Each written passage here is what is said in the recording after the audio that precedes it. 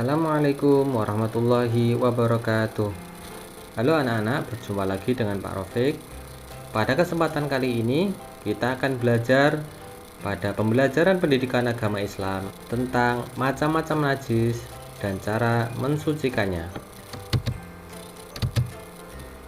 Pada pembelajaran kali ini, tujuan pembelajarannya adalah diharapkan yang pertama, siswa mampu menyebutkan pengertian najis.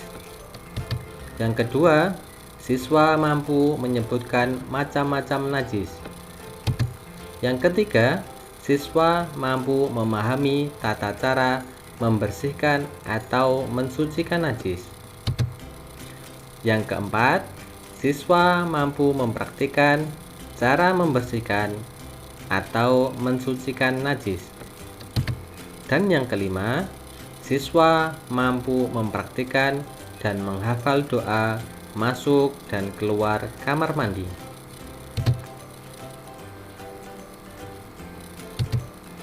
Nah, ini ada gambar.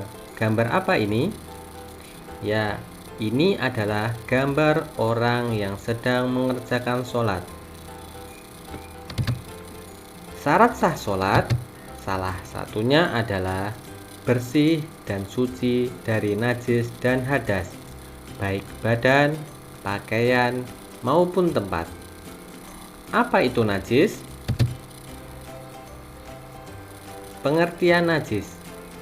Najis adalah kotor yang menjadi sebab terhalangnya seseorang untuk beribadah kepada Allah. Jadi, kalau orang badannya terkena najis, maka sholatnya tidak sah. Macam-macam najis. Pertama adalah najis mukhaffafah. Apa najis mukhaffafah itu? Najis mukhaffafah adalah najis ringan. Yang kedua, najis mutawasitoh. Apa najis mutawasitoh itu? Najis mutawasitoh adalah najis sedang. Dan yang ketiga adalah najis mughalladah. Apa najis mughalladah itu? Najis mughalladah adalah najis berat.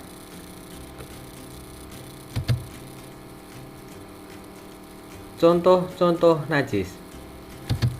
Contoh najis ringan adalah air kencing bayi laki-laki yang belum berusia 2 tahun dan hanya meminum air susu ibu atau ASI.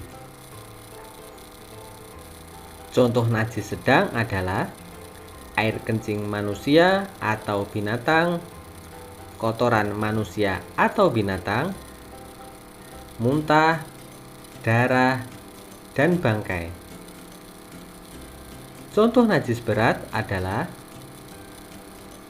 anjing dan babi, baik kencingnya, kotorannya, atau air liurnya.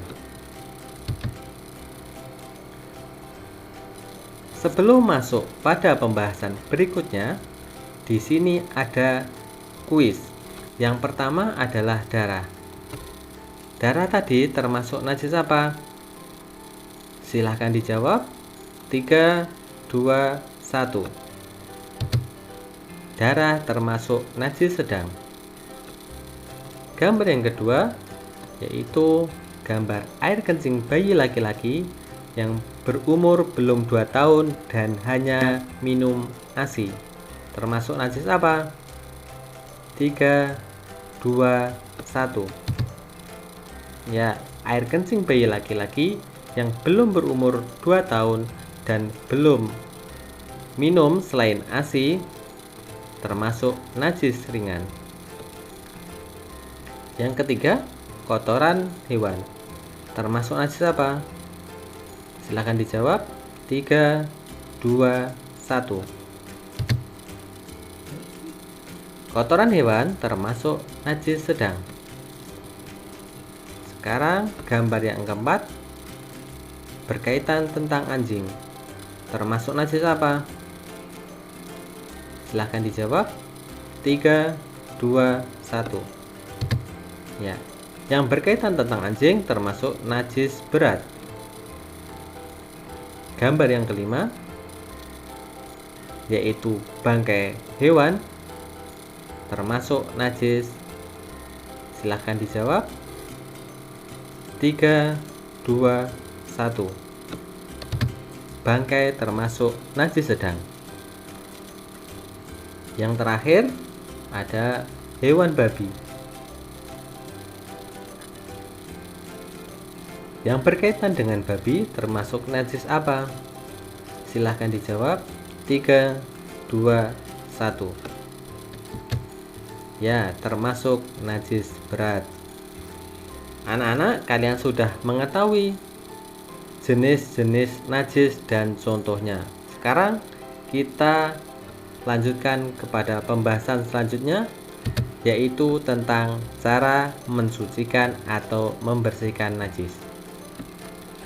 Najis ringan, najis sedang, dan najis berat, cara mensucikannya berbeda-beda. Sekarang, najis ringan terlebih dahulu. Bagaimana cara mensucikannya? Cara mensucikan najis ringan adalah cukup memercikan air pada benda yang bernajis. Kalau najis sedang, cara membersihkannya adalah membersihkan dan menghilangkan warna, rasa, dan bau najis dengan air mutlak. Caranya dengan mengucurkan air pada benda yang terkena najis.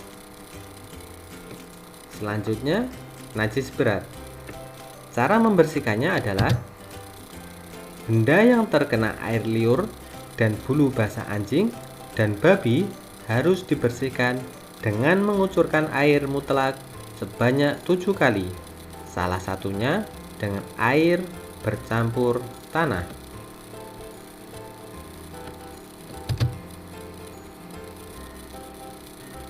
Pembahasan selanjutnya adalah tentang istinja. Anak-anak, kotoran atau kencing manusia termasuk najis apa tadi? Silahkan dijawab terlebih dahulu. 3, 2, 1. Ya, kotoran atau kencing manusia termasuk najis sedang atau mutawasitoh. Bagaimana cara mensucikannya? Cara mensucikannya adalah dibersihkan sampai hilang rupa, bau, atau warnanya. Jadi setelah buang air kecil atau air besar, maka wajib melakukan istinja. Apa itu istinja? Membersihkan setelah buang air disebut dengan istinja. Nah, pertanyaan selanjutnya, jika tidak ada air, bagaimana? Alat istinja yang utama adalah air. Kalau tidak ada air, kira-kira bisa menggunakan apa? Ya, gambar apa ini anak-anak? Ya, ini adalah gambar batu. Selain batu, apalagi yang bisa digunakan untuk istinja? Apa anak-anak? Ya, ini adalah kulit kayu. Selain itu, apalagi anak-anak? Di zaman modern ini, biasanya menggunakan gambar ini. Apa ini? Ya, ini adalah tisu. Jika kalian terpaksa di suatu tempat tidak ada air, boleh menggunakan batu, kayu, ataupun tisu.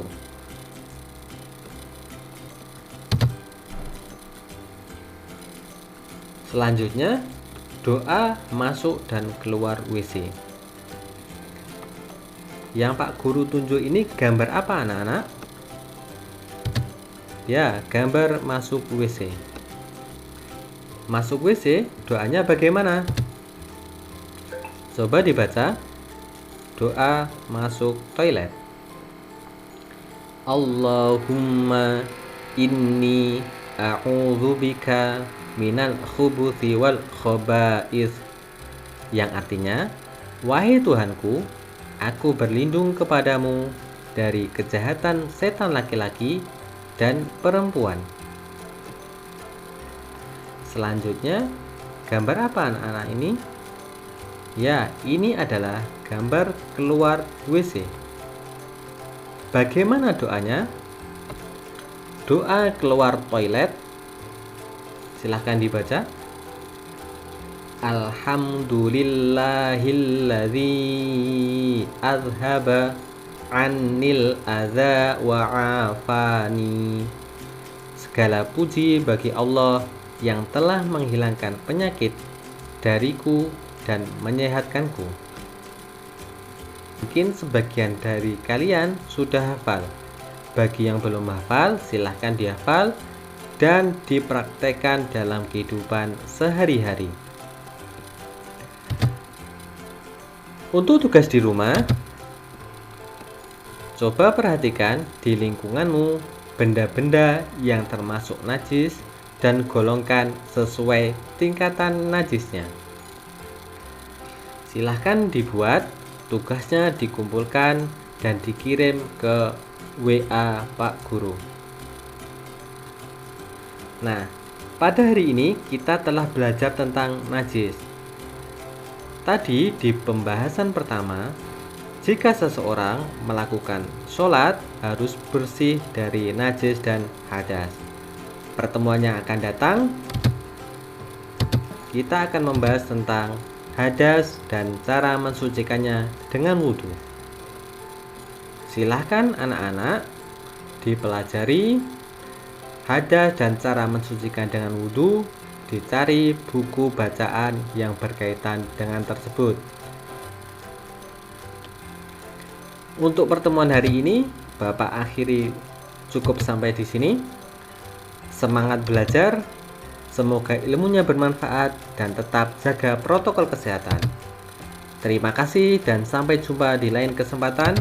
Wassalamualaikum warahmatullahi wabarakatuh.